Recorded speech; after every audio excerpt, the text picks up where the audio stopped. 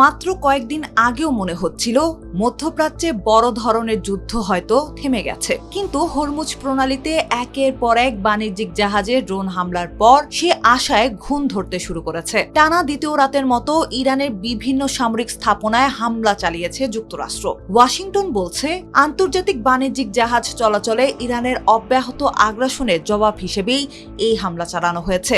সব মিলিয়ে 17 জুনের যুদ্ধবিরতি সমঝোতা কার্যত ভেঙে পড়ার আশঙ্কা তৈরি হয়েছে বলে মনে করছেন বিশ্লেষকরা।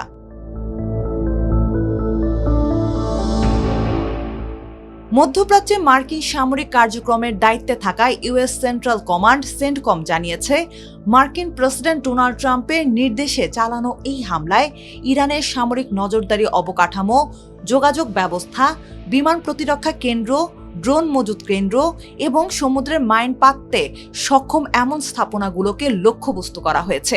দক্ষিণ ইরানের সিরিক বন্দরের কাছে তাহারুই গ্রামে বিস্ফোরণের খবর পাওয়া গেছে। একই সঙ্গে কেশম দ্বীপেও হামলার কথা জানিয়েছে দেশটির রাষ্ট্রীয় গণমাধ্যম। হামলা শুরুর 2 ঘন্টারও কম সময়ের মধ্যে সামাজিক যোগাযোগ মাধ্যমে প্রতিক্রিয়া জানান প্রেসিডেন্ট ট্রাম্প। তিনি অভিযোগ করেন, ইরান বারবার যুদ্ধবিরতি লঙ্ঘন করছে। ট্রাম্প সতর্ক করে বলেন, তেহরান যদি আমাদের প্রত্যাশা পূরণ না করে তাহলে আরো বড় সামরিক অভিযান শুরু হতে পারে। তিনি লেখেন, খুব সম্ভবত তারা কখনোই শিখবে না। এমন এক সময় আসতে পারে যখন আমরা আর যুক্তিসঙ্গত থাকতে পারবো না এবং সামরিকভাবে কাজ শেষ করতে বাধ্য হব। যদি তা হয় তাহলে ইসলামী প্রজাতন্ত্র ইরানের আর কোনো অস্তিত্ব থাকবে না।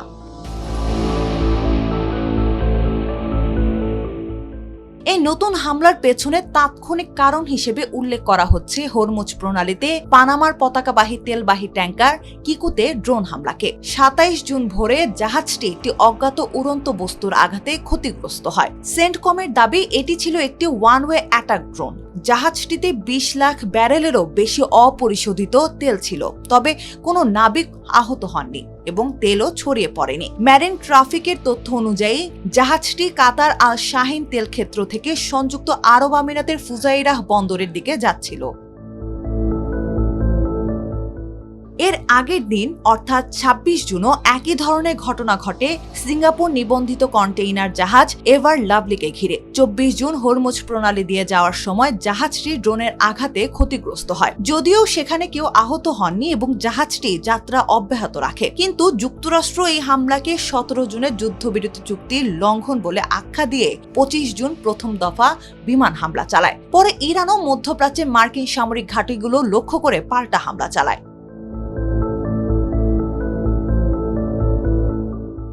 মার্কিন হামলার পর Islamic revolutionary guard corps IRGC জানিয়েছে, 28 জুন তারা কুয়েতের আলী আল সালেম বিমান ঘাঁটি এবং পোর্ট সালেমে অবস্থিত মার্কিন 5ম নৌবহরকে লক্ষ্য করে ব্যালিস্টিক ক্ষেপণাস্ত্র ও ড্রোন হামলা চালিয়েছে।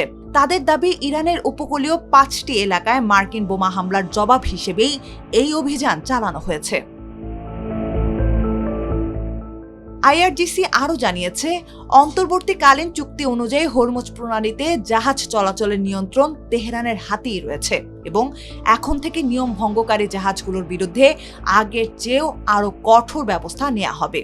একই সঙ্গে তারা হুঁশিয়ারি দিয়েছে, ভবিষ্যতে যে কোনো শত্রুর আগ্রাসনের জবাব হবে চূর্ণ বিচূর্ণ এবং যুদ্ধবিরতির লঙ্ঘন অব্যাহত থাকলে পুরো সমঝোতার স্মারকই অকার্যকর হয়ে পড়বে।